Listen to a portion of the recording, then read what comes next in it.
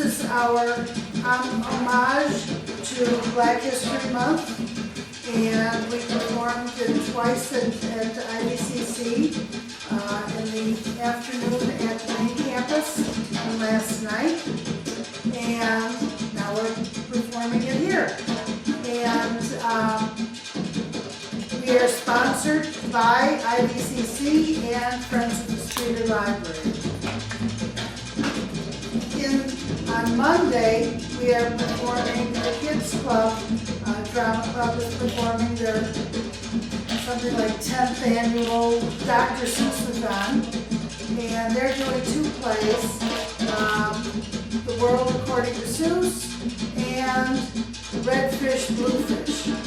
So, if you know any kids, send them over. And Is that at 6:30? I think it's at 6 o'clock. Okay. What does that say?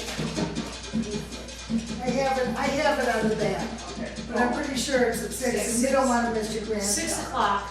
Yes. 6 o'clock. And Laura's doing crafts afterwards with the kids. In a month, we are performing a new script on the American suffragettes and the struggle to get the vote, and it celebrates the 100th anniversary of the 19th Amendment. So do watch, I've got some flyers back here, feel free to take them and spread them. And I'd like to introduce Deb Catcher, who is president of Friends of the Library. Thanks again, Alan, for all you do and for everybody that's we always enjoy it.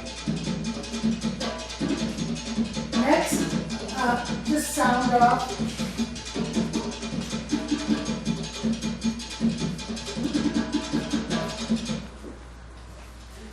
Presenting Black is Beautiful, a history of African Americans. A Reader's Theater adaptation by Donna Stone. And sponsored by IVCC and the Streator Public Library. Every winter in the United States, we observe 2 different holidays, honoring African Americans. Martin Luther King's birthday on the 2nd Monday in January. And Black History Month in February.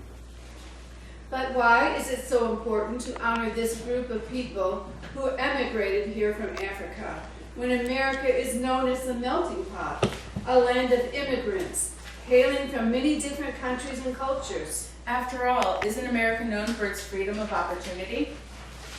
The Declaration of Independence. Declared the colonies free from the tyranny of England. Yes, the Declaration of Independence, signed by Benjamin Franklin, George Washington, and written by Thomas Jefferson, states that all men are created equal. But what about women and people of color? How were they created? Exactly. While most men came freely to the New World to escape poverty and persecution, only Africans were captured from the villages and brought forcibly to the promised land to be sold as slaves. Considered black gold, this human cargo was treated worse than cattle, as they were prodded and stuffed and chained into the ship's holds. This slide is a diagram of how they were loaded on the ship. Here is an account of one African boy captured in 1756 and brought to America, where he was sold into slavery. My name is Ulali Ikwama, which means good fortune. I was the youngest of 7 children in the African kingdom of Benin. Today, this country is called Nigeria. One day, my sister and I were guarding the house when 3 strangers climbed over the wall without being observed. They captured us. It took us many days to reach the Atlantic Ocean, where there was a large ship.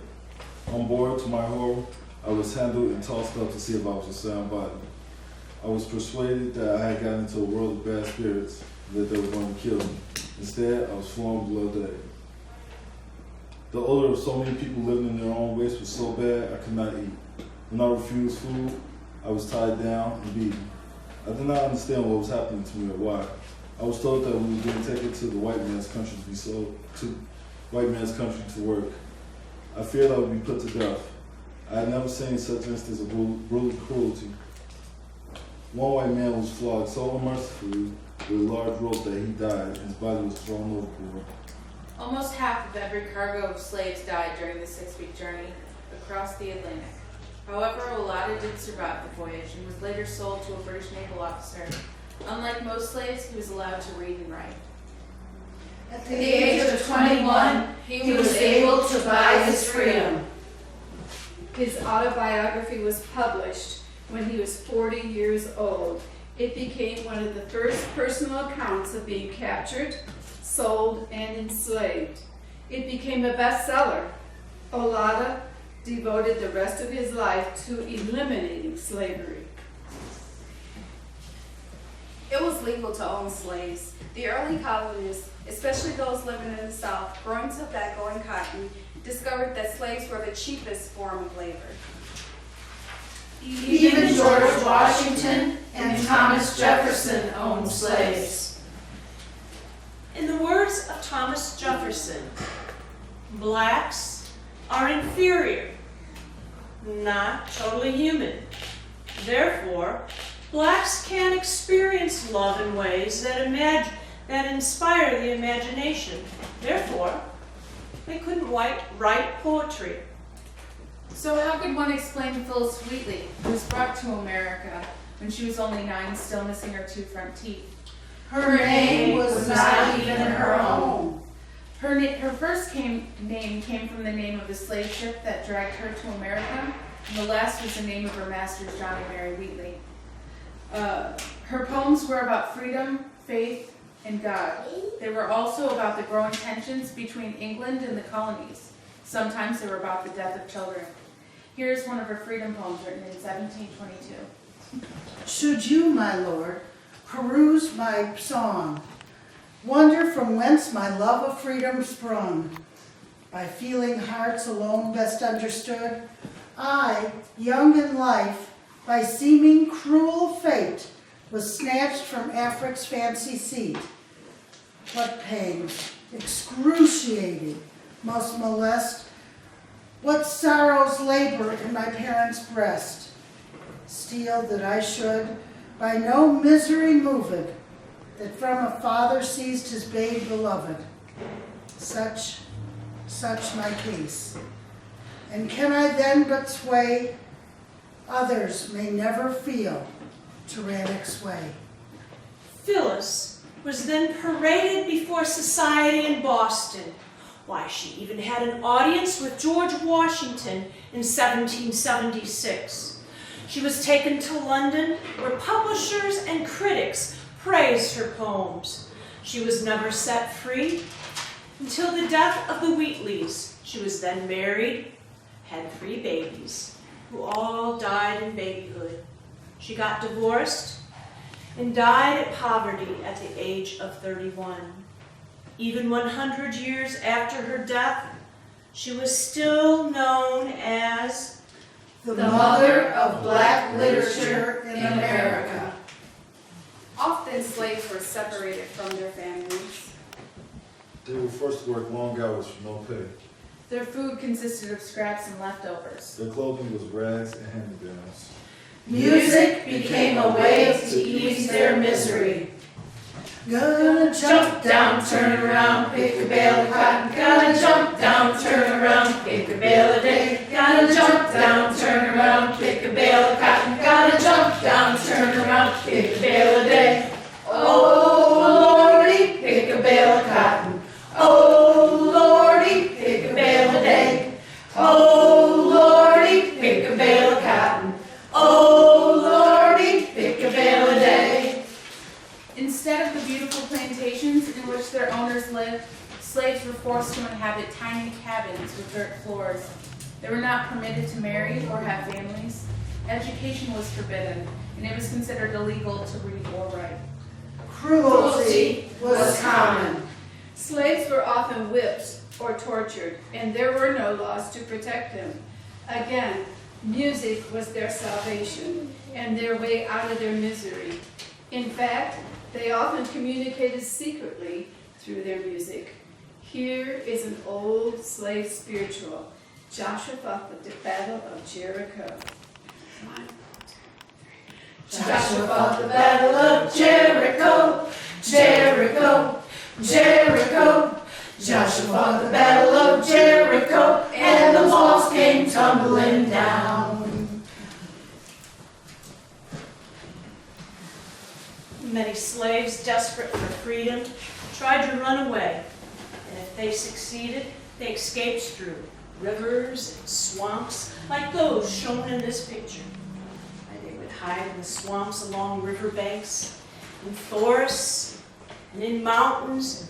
Sometimes they were permitted to hide in Native American villages. Renowned black leader Frederick Douglass began life as a slave. He was sold to 3 different masters. The last was a cruel farmer. He beat him until welts stood out on his back, scars he carried for the rest of his life. Later, he wrote in his autobiography and stated, We worked in all weathers. It was never too hot or too cold. It could never rain, blow, hail, or snow too hard for us to work in the field. Work, work, work. The longest days were too short for Master Covey, and the shortest nights were too long for him. Finally, Douglass stood up to the man. They wrestled for 2 hours straight. Covey never touched him again. Douglass proclaimed, I was nothing before, I am a man now. but it was another 6 months before Douglass was able to escape. He was 20 years old and disguised as a sailor. Why am I a slave? I will not stand it. I have only one life to lose, and that I have might as well been killed running as die standing. How I escaped death, I do not know. But escaping was extremely dangerous. They were pursued by slave hunters and with vicious hound dogs. There were rewards offered for their capture. And the Fugitive Slave Act stated that any person caught helping a slave to escape could be fined up to $1,000 and jailed for up to 6 months. But the slaves grew more determined and feelings against slavery grew stronger. Between 1820 and 1860, over 100,000 slaves escaped from the North.